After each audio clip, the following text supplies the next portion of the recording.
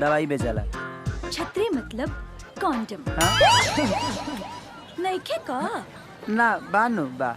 चलो दा।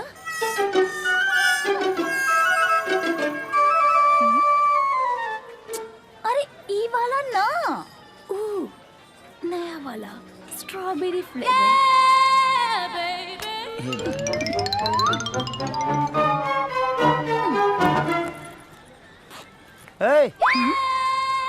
पैसा दा पैसा है में पूंजी लगल बा, तारा सामान खनी फ्री में ना मिलेला। ई पैसा कबो गंगा में डुबकी लगौले हुआ?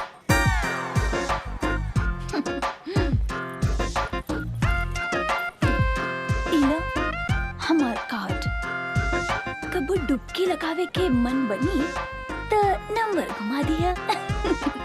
बाय।